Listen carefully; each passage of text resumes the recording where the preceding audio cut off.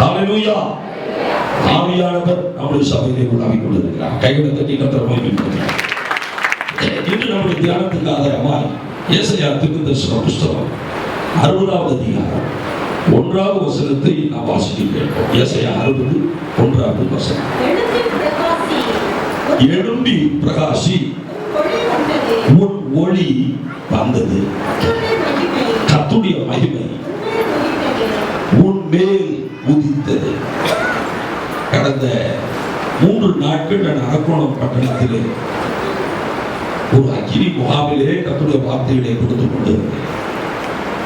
அங்கே அக்கினி முகாமை நடத்தி கொண்டிருந்தாலும் என் உள்ளத்தின் ஆழத்திலே இந்த ஆராதனைக்கு என்ன வார்த்தையை கொடுப்பது, அந்த நேரத்தில் என் உள்ளத்தின் ஆழத்திலே பிரகாசிக்க செய்கிற பிரகாசம் எழும்ப வேண்டும், பிரகாசிக்க வேண்டும் என்கிற அப்படிப்பட்ட நினைவுகளை பரிசுத்த ஆவியானவர் எனக்குள்ளே கொடுத்தார்.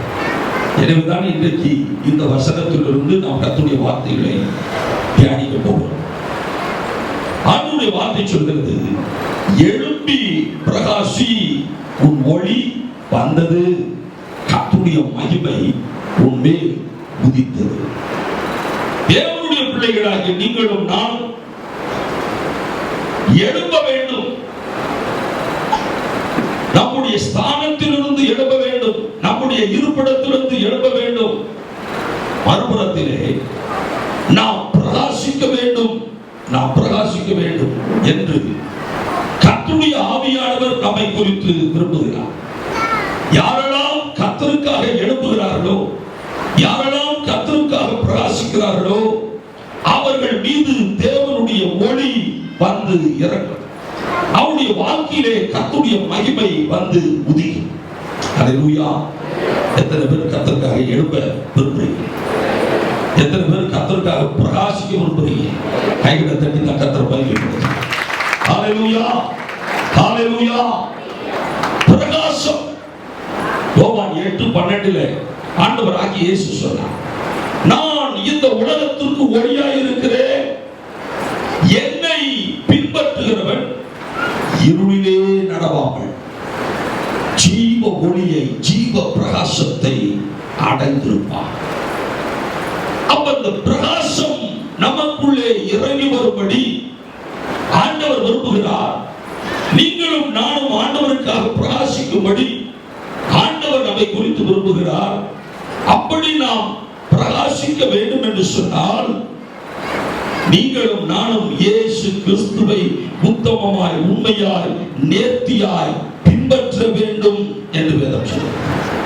2 சாமுவேல் 22 13வது வசனம், சங்கீதம் 18 12வது வசனம், 2 வசனங்களையும் நாம் படிப்போம் என்று சொன்னால் அவருடைய சந்நிதி பிரகாசத்தினால் நெருப்பு தளரும் என்ன செய்தது? எரிந்தது. அவருடைய சந்நிதி பிரகாசத்தினால்.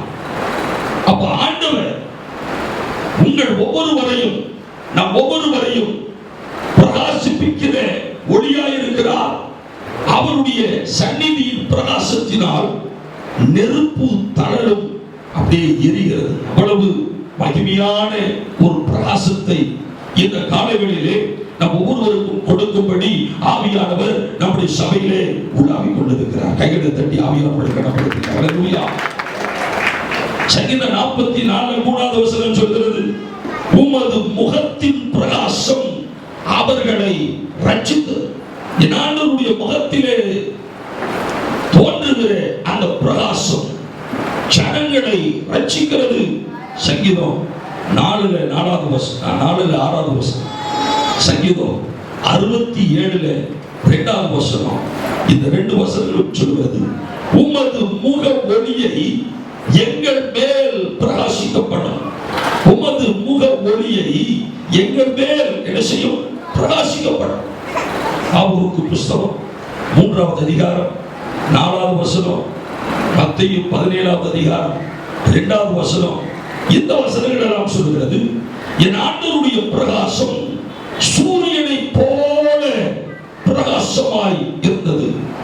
ஆண்டவராகிய இயேசுவுடைய பிரகாசம் சூரியனை போலத்த ஒரு பயங்கரமான பிரகாசம். ஹல்லேலூயா, ஹல்லேலூயா. வெளிப்படுத்தின விசேஷம் 1வது அதிகாரம் 16வது வசனத்திலே மீண்டுமாய் ஆண்டவருடைய வார்த்தை வருகிறது. அவருடைய முகம் வல்லமையாய் பிரகாசிக்கிற சூரியனை போல் இருந்தது. வெளிப்படுத்தல் 2வது அதிகாரம் 18வது வசனத்தை வாசிக்க பார்ப்போம். வெளிப்படுத்தல் 2:18 வசனம். நீ எழுத வேண்டியது என்னவெனில், அக்கினி ஜுவாலை போன்ற கண்களும் பிரகாசமான வெண்கலம் போன்ற பாதங்களும் உள்ள தேவகுமாரன் ஆண்டவராகிய இயேசுவுடைய பாதங்கள் பிரகாசமான வெண்கலம் போல இருந்தது. தேவகுமாரனாகிய இயேசுவுடைய பாதங்கள் என்று சொல்லப்பட்டது. வெளிப்படுத்தல் 22:16வது வசனத்திற்கு வாசிக்கிறார். தாவீதின் பேரும் சந்ததியும் நான் பிரகாசமுள்ள பிடிவெள்ளி நட்சத்திரமுமாய் இருக்கிறேன் என்றார்.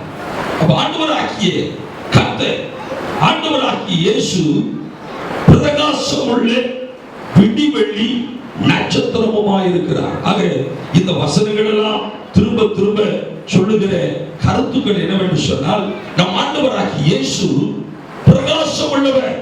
அவர் விடிவெளி நட்சத்திரத்தை போல பிரகாசிக்கிறவர். யோவான் 1:9 சொல்கிறது, இருளிலே வந்த எந்த மனுஷனையும் பிரகாசிப்பிக்கிற மெய்யான ஒளி என் ஆண்டவராகிய இயேசு. கைகளை தட்டி கர்த்தரை மகிமைப்படுத்துங்கள். ஹல்லேலூயா, ஹல்லேலூயா, ஹல்லேலூயா, ஹல்லேலூயா, ஹல்லேலூயா. சாப்பாடு நல்லா போடுறது சத்தம் நினைக்கிறேன். நல்ல உற்சாகம் ஒரு நிலையில் சொல்லுங்க. ஹல்லேலூயா. எனக்கு அன்பான தேவனுடைய பிள்ளைகளே, ஆண்டவராகிய இயேசு கிறிஸ்து இவ்வளவு பிரகாசத்தை உடையவர், இவ்வளவு பிரகாசம் உள்ள விடிவெளி நட்சத்திரமாய் இருக்கிறவர். அவருடைய உள்ளத்தின் வாஞ்சை என்னவென்று சொன்னால், நீங்களும் நானும் கூட இந்த கிறிஸ்து இயேசுவை போலவே பிரகாசிக்க வேண்டும். ஹல்லேலூயா. இந்த ஆண்டவராகிய இயேசு கிறிஸ்துவை போலவே நீங்களும் நானும் பிரகாசிக்க வேண்டும் என்று ஆண்டவர் நம்மை குறித்து விரும்புகிறார். யோவான் ஸ்நானகனை குறித்து வேதத்திலே நாம் வாசிக்கிறோம். யோவான் 5:35 வாசிக்க பார்ப்போம். யோவான் 5:35.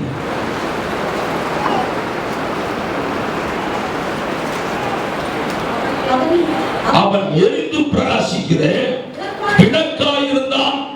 நீங்களும் சில காலம் அவன் வெளிச்சத்திலே கனிகூர மனதாயிருந்தீர்கள்.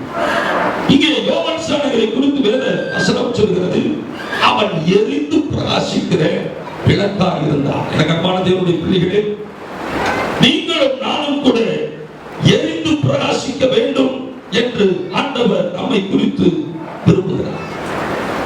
எஸ்ரா சொல்லும் பொழுது, எஸ்ரா புஸ்தகத்திலே 9வது அதிகாரம் 8வது வசனத்திலே நீங்கள் வாசிப்பீர்களானால், அங்கே எஸ்ரா சொல்லுகிறார், எங்கள் தேவன் எங்கள் கண்களை பிரகாசிப்பிக்கிறார். எங்கள் ஆண்டவராகிய தேவன் எங்கள் கண்களை பிரகாசிப்பிக்கிறார். ஆக ஒவ்வொரு தேவனுடைய பிள்ளையும் கிறிஸ்து இயேசுவை போல தேவனுடைய பிரகாசத்தை நாம் பெற்றுக்கொள்ள வேண்டும். தேவனுடைய பிரகாசத்தினால் நம்முடைய முகம் பிரகாசிக்க வேண்டும் என்று ஆவியானவர் நம்மை குறித்து எதிர்பார்க்கிறார். ஹல்லேலூயா, ஹல்லேலூயா. எத்தனை பேர் இயேசுநாதரை போல நானும் பிரகாசிக்கணும், என் முகமும் பிரகாசிக்கணும், என் கண்கள் பிரகாசிக்கணும், என் ஆவிக்குரிய வாழ்க்கை பிரகாசிக்கணும், என்னுடைய தனிப்பட்ட ஜீவியம் பிரகாசிக்கணும், என் குடும்பம் பிரகாசிக்கணும் என்று எத்தனை பேர் நான் இயேசு கிறிஸ்துவை போல பிரகாசிக்க வேண்டும் என்று விரும்புகிறீங்க? அப்படிப்பட்ட மட்டும் வலது கையை தைரியமா உயர்த்தி ஒரு அலையில சொல்லுங்க. சில கை மேல வரமாட்டேங்குது. ஹல்லேலூயா. பிரகாசம் இல்லைன்னா இருள். இந்த உலகத்துல ஏதாவது ஒண்ணுதான் இருக்க முடியும். ஒன்று பிரகாசம், இல்லாவிட்டால் என்னது? இருள். இருள் என்று சொன்னால் பாவம் என்கிற இருள், சாபம் என்கிற இருள், சஞ்சலம் என்கிற இருள், மரணம் என்கிற இருள், பிசாசு சத்துரு என்கிற இருள், இப்படி விதவிதமான இருள்கள் இருக்கிறது. ஆண்டவர் சொல்கிறார், இந்த இருளெல்லாம் ஒரு மனிதனுக்குள்ளே வரக்கூடாது, ஒரு தேவ பிள்ளைக்குள்ளே எவ்விதமான இருளும் சூழக்கூடாது. அவன் எனக்காக எழுப்பி பிரகாசிக்க வேண்டும். ஒவ்வொரு தேவ பிள்ளையும் கிறிஸ்து இயேசுவை போல பிரகாசிக்க வேண்டும் என்பதுதான் நம் ஆண்டவருடைய விருப்பமும் சித்தமுமாய் இருக்கிறது. ஹல்லேலூயா, ஹல்லேலூயா. அப்ப கிறிஸ்து இயேசுவை போல நீங்களும் நானும் பிரகாசிக்க வேண்டும் என்று சொன்னால் அதற்கு என்ன வழி? அதைத்தான் ஒரு 4 முக்கியமான குறிப்புகளை நான் வேகமாய் சொல்லி நான் முடிக்க போகிறோம். முதலாவது பார்த்தீர்களானால், நாம் கிறிஸ்துவை போல பிரகாசிக்க எபேசியர்கள் நிருபம் 5வது அதிகாரம் 14வது வசனத்தை வாசிங்க. எபேசியர் 5:14வது வசனம். ஆதலால் தூங்குகிற நீ விழித்து மரித்தோரை விட்டு எழுந்து. மரித்தோரை விட்டு என்ன செய்யும்? எழுந்து. அப்பொழுது அனைவர்கள் அப்பொழுது கிறிஸ்து உன்னை பிரகாசிப்பிப்பார். அங்க வேதம் சொல்கிறது, எப்பொழுது கிறிஸ்துவாகிய தெய்வம் உன்னை பிரகாசிப்பிப்பார்.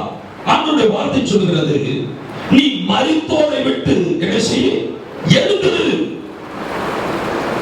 மரித்தோரை விட்டு எழுந்திருக்கும் பொழுது கிறிஸ்துவை போல நீ பிரகாசிப்பாய் என்று ஆண்டவருடைய சத்திய வார்த்தை நமக்கு சொல்கிறது. ஹல்லேலூயா, ஹல்லேலூயா, ஹல்லேலூயா, ஹல்லேலூயா.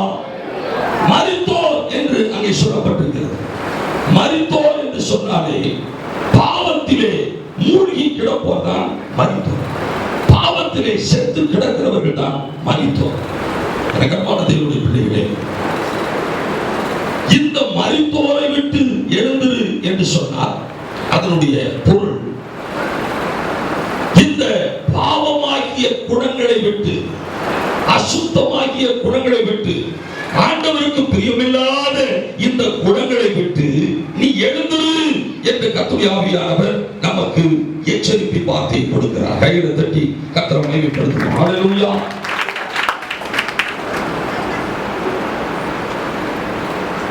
கர்த்தமான தேவனுடைய பிள்ளைகளே,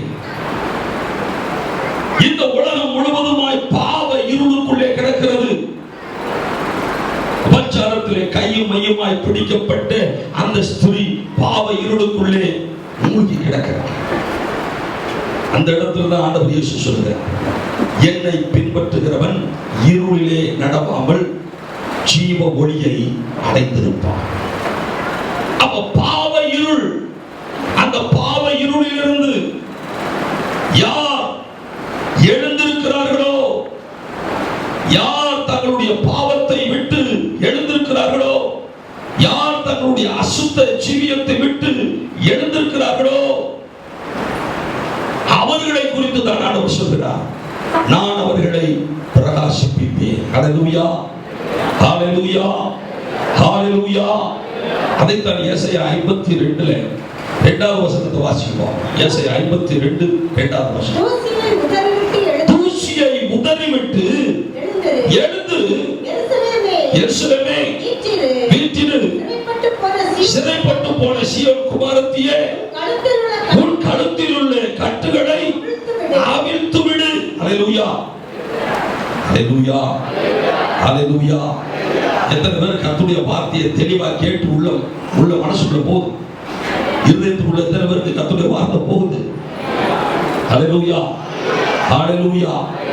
இங்கே ஆண்டவருடைய வார்த்தை சொல்கிறது, தூசியை விட்டு என்ன செய்ய? எழுந்திரு. சில சமயங்கள்ல சில பாவங்கள், சில அசுத்தங்கள், சில அக்கிரமங்கள், சில அநியாயமான காரியங்கள் நம்முடைய பார்வையில தூசி போல தெரியுது. இது ஒரு சாதாரண காரியம் என்று சொல்லி அந்த பாவத்தை நாம் லகுவாக செய்து விடுகிறோம். ஆனால் ஆவியானவருடைய எச்சரிப்பின் வார்த்தை என்று சொன்னால், அந்த தூசியை விட்டு நீ எழுந்திரு. அப்பொழுது கிறிஸ்துவை என்ன செய்வார்? பிரகாசிக்கப்படுவார். ஹல்லேலூயா, ஹல்லேலூயா. அன்பு சகோதரர், மதுரையிலிருந்து வெளிநாட்டில் எப்படியாவது வேலை கிடைக்கணும் பிரயாசப்பட்டு எப்படியோ கஷ்டப்பட்டு ஒரு டிரைவர் வேலை துபாயில கிடைச்சி அவர் துபாய்க்கு சென்றார். அவருக்கு இன்னும் குழந்தை கிடையாது. அவருடைய மனைவி, அவருடைய தாயார் 2 பேருக்கும் மதுரையில ஒரு வீடு வாடகைக்கு பிடிச்சு 2 பேரையும் இங்க இருங்க என்று சொல்லிட்டு அவர் துபாய்க்கு போயிட்டார். துபாயில அந்த டிரைவர் வேலை சம்பாத்தியம் பண்ணிட்டு இருக்கிறார். இவர் செஞ்ச பெரிய தப்பு என்னன்னா, ஒரே வீட்டுல மருமகளை மாமியாரை வச்சது பெரிய தப்பா. 2 பேரும் குடிபிடி சண்டை போடுறாங்க. 2 பேரும் அவருக்கு போன் பண்றாங்க. 2 பேரும் அவருக்கு கடிதம் எழுதுறாங்க. மனைவி எழுதுது, இப்படியே போனா உங்க அம்மா கழுத்தை நெரிச்சு நானே கொன்றுவேன் அப்படின்னு சொல்லி கடிதம். அவங்க அம்மா எழுதுறாங்க, நீ ஒரு மனுஷிய கட்டலப்பா, ஒரு பிசாசை கட்டியிருக்க, அவ பேய். இவங்க 2 பேரும் படி சண்டை போட்டுக்கிட்டு ஒரே வீட்டில் தான் இருக்கிறாங்க. ஆனா ஒருத்தர் பார்க்க மாட்டாங்க. 2 சமையல் இருக்கிறதே 2 பேருக்கு 2 சமையல். பயங்கர சண்டைக்காடு. அந்த மனுஷன் டிரைவிங் வேலை, அவருக்கு வேலையில கான்சன்ட்ரேஷன் வரல. இந்த மாதிரி சண்டை போட்டுக்கிட்டு இருக்காங்களே, என்ன செய்யறது? ஒரு சகோதரர் சொன்னாரு, இந்த மாதிரி 2 பேருக்கும் பொதுவா ஒரு கடிதம் எழுது. உங்க 2 பேருக்காகத்தான் நான் இங்க வந்தேன். உங்க 2 பேரையும் நல்லா காப்பாற்றணும். அப்ப பணம் நிறைய சம்பாதிச்சாதான் உங்க 2 பேரையும் காப்பாற்ற முடியும் சொல்லி நான் இவ்வளவு தூரம் பிரயாணப்பட்டு துபாய்க்கு வந்திருக்கிறேன். தயவு செய்து நீங்க ஒற்றுமையா இருங்க, அன்பா இருங்க. உங்களுக்கு பணம் அனுப்புறதுக்கு தானே நான் இந்த நாட்டுக்கு வந்திருக்கிறேன். நீங்க இப்படி சண்டை போட்டுக்கிட்டு இருந்தீங்கன்னா எப்படி நான் நிம்மதியா வாழ முடியும்? இந்த மாதிரி ஒரு கடிதம் எழுதியா 2 பேரையும் கண்டிச்சு எழுது என்று அவர் சொன்னார். இந்த மனுஷன் என்ன செஞ்சாரு? இல்ல, எனக்கு என் மனைவியும் வேணும், என் அம்மாவும் வேணும், யாரையும் நான் நினைச்சக்கூடாது, கண்டிக்கக்கூடாது என்று ரொம்ப சாதாரணமா நினைச்சு மனைவிக்கு எழுதுனார், என் கண்ணே, கண்ணின் மணியே, என் கல்கண்டே, உன்னை போல அழகு இந்த உலகத்துல யாருக்கு? எதெல்லாம் வார்த்தைகளை போட முடியுமோ பாசத்தை கூட்டி வார்த்தைகளை போடும். உனக்காகவே தான் நான் இந்த நாட்டுக்கு வந்திருக்கிறேன். உனக்காகவே எத்தனையோ பணத்தை நான் சம்பாத்தியம் பண்ணி சேர்த்து வச்சிருக்கிறேன். நான் வரும்போது பார்த்தீங்கன்னா நீ விரும்புறதுக்காக விதவிதமான சாரீஸ், நகை, நட்டுக்கடி எல்லாவற்றையும் உனக்கு கொண்டு வரணும். எங்க அம்மா உனக்கு ஒரு பேய் தான், எனக்கு நல்லா தெரியும். அந்த சனியை விட்டு ரொம்ப உனக்கு கஷ்டமா இருந்துச்சுன்னா அந்த சனியை வீட்டை விட்டு போறது. இந்த மாதிரி மனைவி கொடுக்கணும். அம்மாவுக்கு என்ன கடிதம்னா, என்னை பெற்றெடுத்த தாய், என் மேல பாசத்தை ஊட்டின தாய், நீங்க தான் எனக்கு முதல்ல, என் பொண்டாட்டியில 2வது, நீங்க தான் எனக்கு முதல்ல. அவ கிடக்குறா, அவளை பத்தி நீங்க கவலைப்படுறீங்க. நீங்க வேற ஒரு நல்ல பொண்ணா பாருங்க. எனக்கு நான் லீவுக்கு வரும்போது இவளை தூக்கி ஒதுக்கிட்டு நான் நீங்க பாக்குற பொண்ணை கல்யாணம் கட்டிக்கிறோமா, இந்த மாதிரி அவங்களுக்கு ஒரு கடிதம் எழுதிட்டு. இந்த மனுஷன் செஞ்ச தப்பு என்னன்னா, அம்மாவுக்கு எழுதின கடிதத்துல மனைவியுடைய அட்ரஸ் எழுதிக்கணும், மனைவிக்கு எழுதின கடிதத்துல தாய்க்கு எழுதின அட்ரஸ் எழுதிக்கணும். 2 கடிதமும் போய் சேர்ந்துச்சு.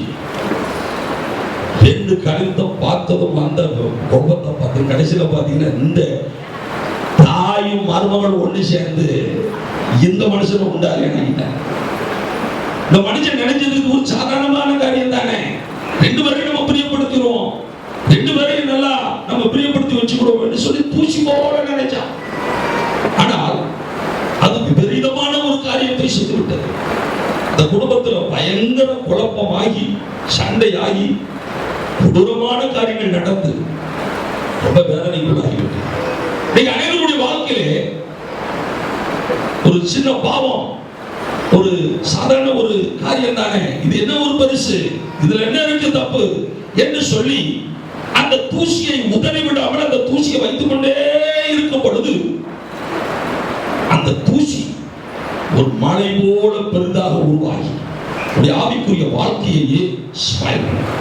ஒரு உதாரணத்துக்கு வச்சுக்கோங்களேன், 7:30 மணிக்கு ஆராதனை, ஒரு 8 போனோமே, ஒரு 8:30 மணிக்கு போமே, நம்ம இஷ்டத்துக்கு போமே என்று ஒரு தூசி போல இதை யோசிப்பது சில நேரங்களிலே அது உங்களுக்கு விடையாக வந்து முடிந்துவிடும்.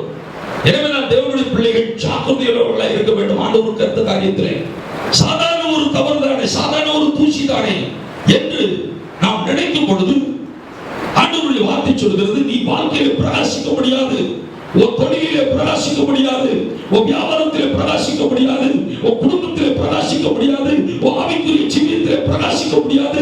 சின்ன காரியமோ பெரிய காரியமோ அதை உதறிவிட்டு நீ கிறிஸ்துவுக்காக என்ன செய், எழுந்திரு. கைகளை தட்டி கர்த்தரை மகிமைப்படுத்து.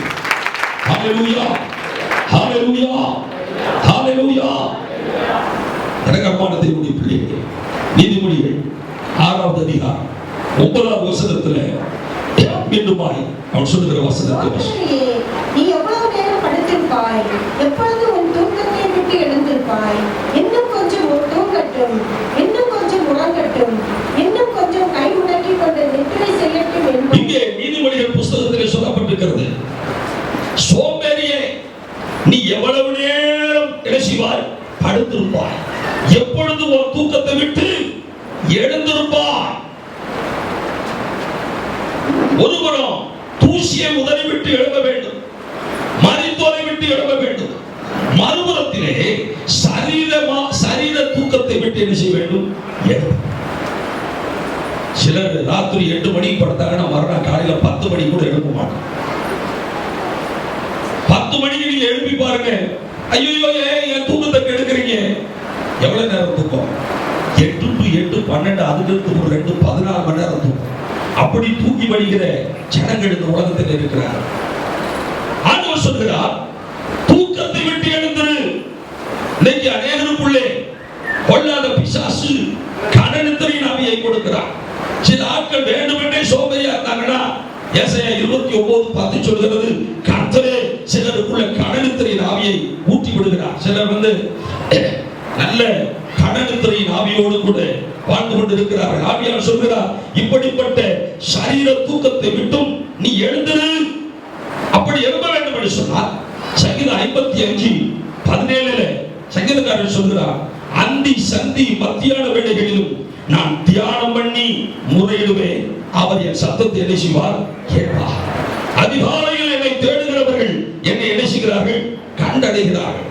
ஆண்டவராகிய இயேசு கிறிஸ்து மார்க்க சுவிசேஷம் 1வது அதிகாரம் 35வது வசனத்துல பார்க்கிறோம், அவர் அதிகாலையில் இருட்டோட எழுந்து புறப்பட்டு வனாந்தரமான ஒரு இடத்துக்கு போய் அங்கே என்ன செய்தார், ஜெபம் பண்ணினார். கைகளை தட்டி கர்த்தரை மகிமைப்படுத்துங்க. ஹalleluya, ஹalleluya, ஹalleluya. கடனித்திரையின் ஆவியை சுட்டரித்து நீங்களும் நானும் அனலுள்ளவர்களாய் ஜெபத்திலே எழும்ப வேண்டும் என்று கர்த்தர் நம்மிடத்திலே எதிர்பார்க்கிறார். அதனால தான் ஆண்டவர் சொன்னார், லூக்கா 21:36 சொன்னார், எப்பொழுதும் ஜெபம் பண்ணி விழித்திருங்கள். எப்பொழுதும் ஜெபம் பண்ணி என்ன செய்யுங்கள், விழித்திருங்கள்.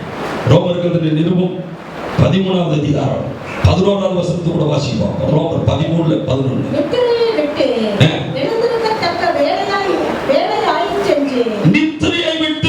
எழுந்திருக்கத்தக்க வேலை ஆயிற்றென்று நாம் காலத்தை அறிந்தவர்களாய் இப்படி நடக்க வேண்டும் சொல்லப்பட்டிருக்கிறது. அவள் ரோமாபுரி சபைக்கு எழுதும் பொழுது ஆவிக்குரிய நித்திரையை விட்டு எழுந்திரு. ஆவிக்குரிய வாழ்க்கையிலே காணப்படுகிற சோர்வுகள், காணப்படுகிற தடைகள், காணப்படுகிற நித்திரைகள் எல்லாவற்றையும் விட்டு நீ எழுந்திரு என்று கர்த்தர் சொல்றார். ஆக தேவனுடைய பிள்ளைகள் மரித்தோரை விட்டு, தூக்கத்தை விட்டு, கடனித்திரையின் ஆவியை சுட்டரித்து ஆவிக்குரிய அனலை பெற்றுக்கொள்ளும்படியாக ஆவிக்குரிய வாழ்க்கையிலே காணப்படுகிற எல்லா நித்திரையையும் தூக்கி எறிந்துவிட்டு நாம் கர்த்தருக்காக எழும்பும் பொழுது ஆவியானவர் கிறிஸ்துவாகிய தெய்வம் நம்மை பிரகாசிப்பிக்கிறார். கைகளை தட்டி கர்த்தரை மகிமைப்படுத்துங்கள். ஹalleluya ஹalleluya ஹalleluya. இரண்டாவது ஆண்டவருடைய வார்த்தை சொல்லுது, யாருக்கு பிரகாசம்? மத்தேயு 13:43 வசனம். மத்தேயு 13:43. அப்பொழுது நீதிமான்கள் தங்கள் பிதாவின் ராஜ்யத்திலே, அங்கே ஆண்டவருடைய வார்த்தை சொல்கிறது, நீதிமான்கள் தங்கள் பிதாவின் ராஜ்யத்திலே சூரியனை போல நினைச்சுவார்கள், பிரகாசிப்பார்கள். முதலாவது மரித்தோரை விட்டு எழுப்புகிறவர்களுக்கு பிரகாசம், ஆவிக்குரிய நித்திரையை விட்டு கர்த்தருக்காக எழுப்புகிறவர்களுக்கு பிரகாசம். இரண்டாவது ஆண்டுடைய வார்த்தை சொல்கிறது, நீதிமான்கள் நீதிமான்கள் நீதிமான்களுக்கு பிரகாசம் காத்திருக்கிறது. ஹalleluya ஹalleluya ஹalleluya ஹalleluya. எனக்கு அன்பான சகோதர சகோதரிகளே, யாரெல்லாம் நீதிமான்களாய் வாழ்கிறோமோ அவர்களுக்கு கர்த்தர் பிரகாசத்தை வைத்திருக்கிறார். நீதிமான்களோட கர்த்தருடைய ரகசியம் இருக்கிறது என்று வேதம் சொல்கிறது. நீதிமான்களுடைய வாசஸ்தலத்தையோ கர்த்தர் ஆசீர்வதிக்கிறார் என்று வேத வசனம் சொல்கிறது. நீதிமான்கள் நித்திய ஜீவனை அடைவார்கள். நீதிமான்களை கர்த்தர் சிநேகிக்கிறார். நீதிமான்களுடைய பாதை நடுப்பகல் வரைக்கும் அதிகமாய் பிரகாசிக்கிற சூரிய பிரகாசம் போல இருக்கும் என்று ஆண்டவருடைய வார்த்தை சொல்கிறது. நீதிமான்கள் கூப்பிடும் போது கர்த்தர் கேட்டு அவர்களை அவருடைய எல்லா பத்திரத்திற்கும் நீங்களாக்கி விடுகிறார் என்று வேதம் சொல்கிறது. இன்றைக்கு நான் அன்பான சகோதர சகோதரிகளே, யாரெல்லாம் நீதிமான்களாய் வாழ்கிறார்களோ, யாரெல்லாம் நீதியாய் ஜீவிக்கிறார்களோ, அநீதிக்கு இடமிடாமல், அசுத்தத்துக்கு இடமிடாமல், அக்கிரமத்துக்கு இடமிடாமல், ஆண்டவருக்கு பிரியமில்லாத எந்த ஒரு காரியத்திற்கும் இடமிடாமல் நீதியாய் இந்த உலகத்திலே ஜீவனம் செய்கிறார்களோ அவர்கள் பிரகாசிப்பார். அல்லேலூயா. எத்தனை பேர் நான் நீதிமானா வாழ்ந்துகிட்டு இருக்கிறேன், நான் பரிசுத்தமான வாழ்ந்துகிட்டு இருக்கிறேன், நான் ஒரு பரிசுத்த வாட்டியா வாழ்ந்துகிட்டு இருக்கிறேன், எனக்கு நிச்சயமாய் பிரகாசம் உண்டு என்கிற நம்பிக்கை எத்தனை பேருக்கு இருக்கு? கை வர மாட்டேங்குது. அல்லேலூயா. நீங்களும் நானும் பிரகாசித்தே ஆக கிறிஸ்துவாகிய தெய்வம் நம்மை பிரகாசிக்க செய்யப்படியாய், நம்முடைய வாழ்க்கையிலே பிரகாசத்தை கொடுக்கும்படியாய், நம்மை பிரகாசிக்கப்படும்படியாய் அவர் மகிமையோடு கூட நம்முடைய ஆராதனையிலே இறங்கி வந்திருக்கிறார். இந்த கால வேளையிலே நீதியுள்ள மனுஷனாய், நேர்மையுள்ள ஒரு மனுஷனாய், ஆண்டவருக்கு பிரியமான ஒரு மனுஷனாய், மனுஷியாய் நான் வாழ்ந்து கிறிஸ்துவின் பிரகாசத்தை உடைய ஒரு பாத்திரமாய் நான் எழும்புவேன் என்கிற ஒரு வைராக்கியத்தோடு நாம் கர்த்தருடைய சன்னிதானத்திலே நம்மை அர்ப்பணிக்க வேண்டும். மூன்றாவது வேதம் சொல்கிறது, யாருக்கு பிரகாசம்? யாத்திராகமம் புத்தகத்திலே 34வது அதிகாரம் 29வது வசனம் 35வது வசனம், ரெண்டு வசனங்களை நான் வாசிக்கிறேன். மோசே சாட்சி பலகைகள் இரண்டையும் தன் கையில் எடுத்துக்கொண்டு சீனாய் மலையிலிருந்து இறங்குகிற போது தன்னோடு அவர் பேசினதினாலே தன் முகம் பிரகாசித்திருக்கிறது. அங்கே ஆண்டவருடைய வார்த்தை சொல்கிறது, மோசேயோடு சர்வ வல்லமையுள்ள கர்த்தர் பேசினதினாலே அவன் முகம் எப்படி இருந்தது? பிரகாசித்தது. 35வது வசனம், இஸ்ரவேல் புத்திரர் அவன் முகம் பிரகாசித்திருப்பதை கண்டு மொத்த இஸ்ரவேல் ஜனங்களும் பார்க்கிறார்கள், மோசேயினுடைய முகம் எப்படி இருக்கிறது? பிரகாசிக்கிறது. மோசே அவரோடு பேசும்படிக்கு உள்ளே பிரவேசிக்கும் வரைக்கும் முக்காட்டை திரும்ப தன் முகத்தின் மேல் போட்டுக் கொள்வான். பாருங்க, அவன் முகம் அவ்வளவு பயங்கரமான பிரகாசம். எனவே அவன் முகத்தை மூடி முக்காடு போட்டுக் கொண்டான். ஏனென்று சொன்னால் இஸ்ரவேல் ஜனங்களால மோசேயை பார்க்க முடியாத அளவுக்கு மோசேயினுடைய முகம் பயங்கர பிரகாசமாக இருந்தது. ஹல்லேலூயா ஹல்லேலூயா ஹல்லேலூயா. இன்றைக்கு எனக்கு அன்பான சகோதரி சகோதரர், மோசேயினுடைய முகம் அவ்வளவு பிரகாசமாக இருந்ததற்கு காரணம் மோசே தேவனோடு கூட பேசுகிறவனாக. நீங்களும் நானும் இந்த உலகத்திலே எப்ப பார்த்தாலும் மனுஷன் கூட பேசி பேசி பேசி பேசி பேசி பேசி பேசி இப்ப மனுஷன் கூட நிறைய பேசணும் என்பதற்காக இந்த காதுல ஒரு மொபைல், இந்த காதுல ஒரு மொபைல், மூக்குக்கு கூட 2 மொபைல் வந்துடும் நினைக்கிறேன். அந்த நாட்கள்ல யாரோ ஒருவர் வச்சிருப்பார் மொபைல் போன். இன்னைக்கு பாத்தீங்கன்னா சாதாரண கக்கூஸ் கழுவுற ஆளு முதல்ல 2-3 மொபைல் வச்சிருக்காங்க. அந்த மாதிரி ஒரு முன்னேற்றம் வந்துருச்சு நம்ம இந்திய நாட்டில். யாரும் பார்த்தாலும் மொபைல். எதுக்கு என்று சொன்னால் ஆண்டவரோடு பேசுவதல்ல, மனுஷனோடு பேசுவோம். மனுஷனோடு பேசுவோம். ஆராதனை நேரத்தில் கூட சுவிட்ச் ஆஃப் பண்ணாம, இல்ல அதுல ஒரு கால் வந்துச்சுன்னா வெளியே ஓடி போய் அவங்கள்ட்ட பேசுற ஆட்களை பார்த்தோம். இங்கே நீங்க வர்றது வந்து அவர்கிட்ட பேசுறது. ஹல்லேலூயா. இந்த உலகத்திலேயே மிக பெரியவர், மிகப்பெரிய ராஜாதி ராஜா நம் ஆண்டவராகிய அவர்கிட்ட பேச வந்திருக்கும் போது என்ன ஒரு பெரிய கால் வந்தா கூட நம்ம எடுக்கணும் அவசியம் இல்லை. ஏன்னா அவங்கள்ட்ட சொல்லிடலாம், ஐயா உங்க கால் முக்கியமான காடு தான், ஆனா அதை காட்டிலும் முக்கியமான ஒருத்தட்ட பேசுறதுக்கான ஆயத்தில் இருந்தேன், அதனால நான் உங்க போன என்ன செய்யல எடுக்கணும்னு சொல்லி போடுறேன். அது ஒன்றும் தவறு கிடையாது. தேவனோடு கூட நாம் பேச பேச பேச பேச முகம் என்ன செய்யும்? கர்மான தேவனுடைய பிள்ளைகளே, நீங்க எந்த அளவுக்கு ஆண்டவரோடு கூட நெருங்கி வாழ்கிறீர்களோ, நெருங்கி ஜெபிக்கிறீர்களோ, நெருங்கி நீங்கள் பேசுகிறீர்களோ, அவரோடு கூட உலாவுகிறீர்களோ, அதற்கேற்றபடி நீங்க அடுத்து என்ன செய்யணும் என்கிற வழி நடத்துதலை கர்த்தர் உங்களுக்கு அருள்வார். ஹல்லேலூயா, ஹல்லேலூயா. நிறைய பேர் உலகம் முழுவதில் இருந்து எனக்கு இமெயில் வருகிறது, வாட்ஸ்அப்ல மெசேஜ் வருகிறது, போன்ல பேசுகிறார். ஏன் இந்த மாதிரி எங்க குடும்பத்தில் இப்படி இப்படி இருக்கு, மேற்கொண்டு நாங்க என்ன செய்யறது, என்ன வழி? நான் ஜெபம் பண்ணும் போது ஆண்டவர் அந்த வழிகளை காட்டுகிறார். எனக்குன்னு இல்லை, நீங்க யாரா இருந்தாலும் சரி, ஆண்டவரோடு கூட நீங்க பேச பேச பேச பேச, ஆண்டவரோடு கூட நீங்க உலாவ உலாவ, ஜெபத்திலே தரித்திருக்க தரித்திருக்க, உங்களுக்கு ஆலோசனைகளை கொடுப்பா, உங்களுக்கு வெளிப்பாடுகளை கொடுப்பா. உங்க தொழில மேற்கொண்டு என்ன செய்யணும், எதை செய்யணும், எப்படி செய்யணும், எங்க இருந்து பணம் வரும், எங்க இருந்து நீங்க பணத்தை கொடுப்பீங்க, எல்லாம் உங்களுக்கு வெளிப்படுத்தும். ஹல்லேலூயா, ஹல்லேலூயா. பாடியிலிருந்து நம்ம பாடி ஒரு குடும்பம் நம்முடைய ஊழியத்துக்கு ரொம்ப உதவியா இருந்தார். அவருடைய வீடு 28 லட்சம் ரூபாய்க்கு விலைக்கு வந்தது. ஒருத்தங்க கேட்டிருந்தாங்க 28 லட்சம்.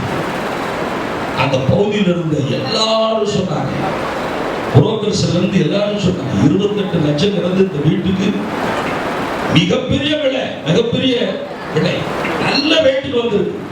இதை உடனே என்ன செய்யலாம், பெற்றுவிடலாம், உடனே விட்டுவிடுங்க என்று சொன்னார். அவங்களை விற்கிறதுக்கு எல்லாரும் பண்ணிட்டாங்க. இருந்தாலும் ஏன்ட பேசுவோம் என்று சொல்லி எனக்கு போன்ல பேசினாங்க, நேரில் வந்தாங்க. அந்த மாதிரி விற்கிறதுக்கு எல்லாரும் பண்ணிட்டோம். அட்வான்ஸ் நான் வாங்கல, நான் 28 லட்சங்கிறது மிகப்பெரிய ரேட்டுன்னு எல்லாரும் சொல்லிட்டாங்க. நான் ஆண்டவர்கிட்ட பேசிக்கிட்டு இருக்கிறேன், ஆண்டவர்கிட்ட ஜோம் பண்ணிக்கிட்டு இருக்கிறேன். ஆண்டவர் சொன்னார், இப்ப விற்க வேண்டாம்னு சொல்லு, விற்க வேண்டாம். நான் விற்க வேண்டாம்னு அவங்கள்ட்ட சொன்னேன். சொல்லும் போது அவனுக்கு மனசு ரொம்ப கஷ்டப்பட்டு,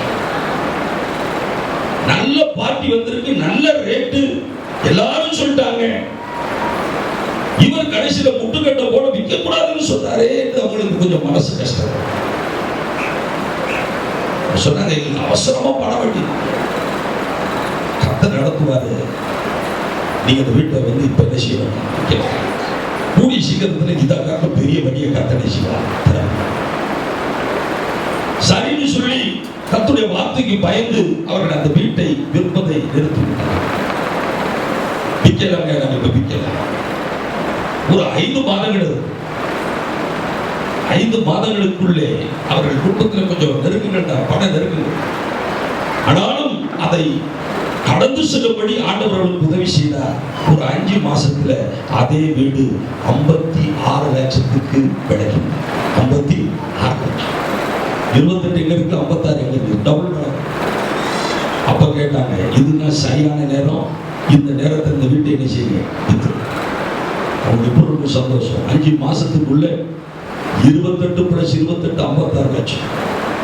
அன்பான தேவனுடைய பிள்ளைகளே, நீங்க யாரா இருக்கட்டும், உங்க குடும்பத்தின் காரியமா இருக்கட்டும், தொழில் காரியமா இருக்கட்டும், உங்க படிப்பு காரியமா இருக்கட்டும், எந்த காரியமா இருந்தாலும், எந்த ஒரு மனுஷன் மோசேயை போல ஆண்டவரோடு கூட பேசுகிற மனுஷனா, ஜெபத்திலே தனித்திருக்கிற மனுஷனா, வேத வாசிப்பிலே தனித்திருக்கிற மனுஷனா, கர்த்தருக்காக நேரத்தை எடுத்து செலவிடுகிற மனுஷியா இருக்கிறீர்களோ, உங்கள் காரியம் வாய்க்கும், உங்கள் காரியம் ஜெயமா இருக்கும். உங்கள் காரியத்திலே தோல்வியை நீங்கள் காண முடியும். கைகளை தட்டி கர்த்தரை ஹல்லேலூயா.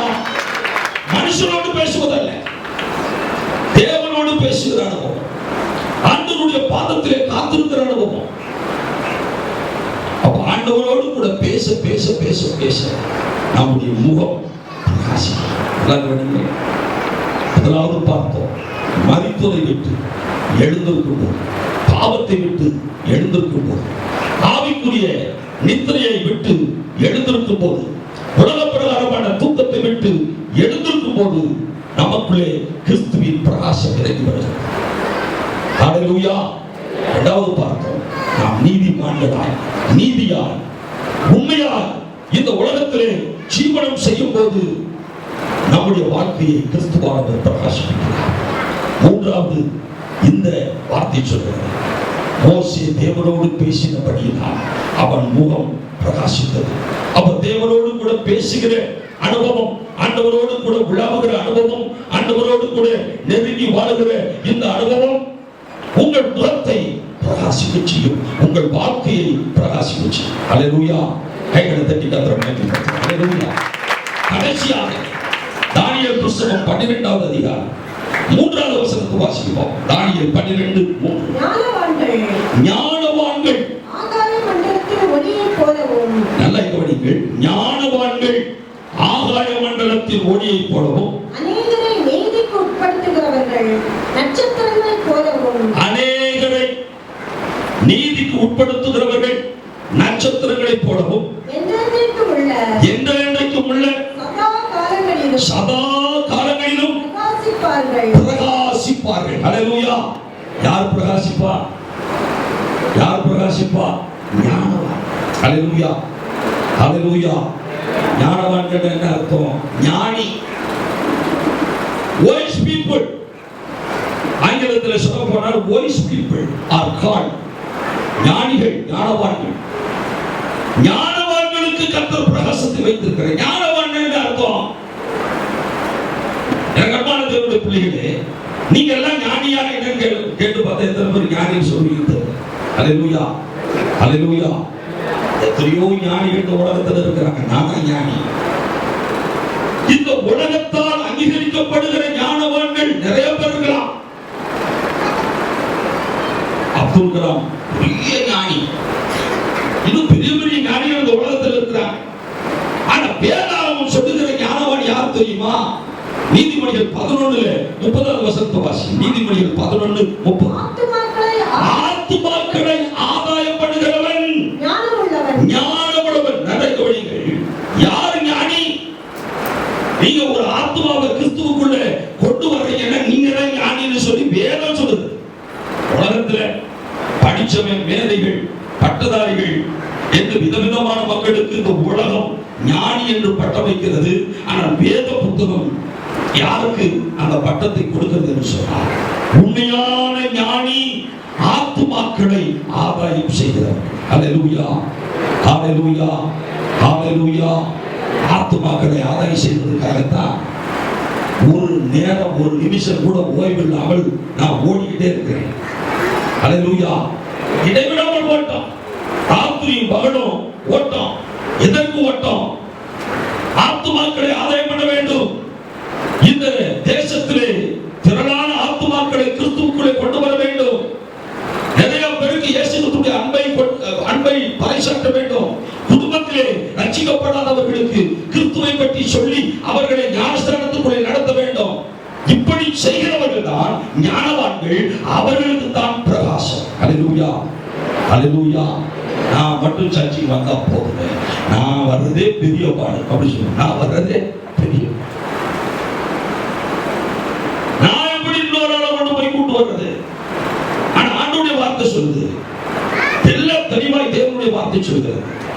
யாரை பார்த்தாலும் கிறிஸ்துவின் அன்பை பற்றி நாம் சொல்ல.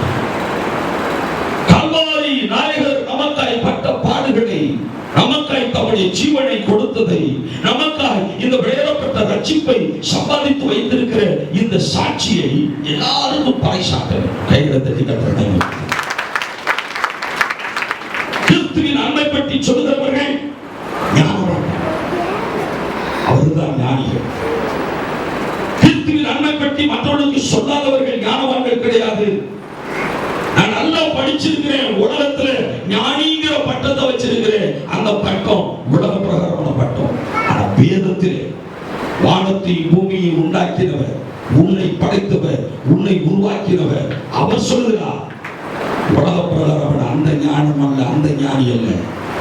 எனக்கு யார் ஞானி என்று சொன்னார், எனக்கு யாரெல்லாம் ஆத்துமாக்களை ஆதாயம் செய்கிறார்கள் அவர்கள் தான் ஞானவான்கள். ஹல்லேலூயா, ஹல்லேலூயா, ஹல்லேலூயா, ஹல்லேலூயா. அப்படிப்பட்ட ஞானவான்கள் பிரகாசிப்பார்கள், நட்சத்திரங்களைப் போல பிரகாசிப்பார்கள். இந்த காலை வேளையிலே என் அன்பு சகோதரனே, சகோதரியே, கிறிஸ்து இயேசுவை போல நீங்களும் நானும் பிரகாசிக்க வேண்டும் என்று ஆவியானவர் நம்மை குறித்து விரும்புகிறார், நம்மை குறித்து எதிர்பார்க்கிறார். இந்த காலைகளிலே இந்த 4 குறிப்புகள் தூசியை உதறிவிட்டு நாம் எழுப்பியாக வேண்டும். மரித்தோரை விட்டு, பாவத்திலே மரித்து கிடக்கிற அந்த ஜீவியத்தை விட்டு எழுப்ப வேண்டும். நீதிமான்களாய் எழுப்ப வேண்டும், ஞானவான்களாய் எழுப்ப வேண்டும். ஹல்லேலூயா, ஹல்லேலூயா, ஹல்லேலூயா. கர்த்தருக்காக நாம் எழுப்ப வேண்டும். எழுப்பி கர்த்தருக்காக நாம் பிரகாசிக்க வேண்டும் என்று ஆவியானவர் நம்மை குறித்து எதிர்பார்க்கிறார். இப்பொழுது இந்த காலை வேளையில் உங்கள் ஒவ்வொருவருக்குள்ளும் அந்த தெய்வீக பிரகாசம் இறங்கி வரப்படுகிறது. எத்தனை வாஞ்சிக்கிறீங்க?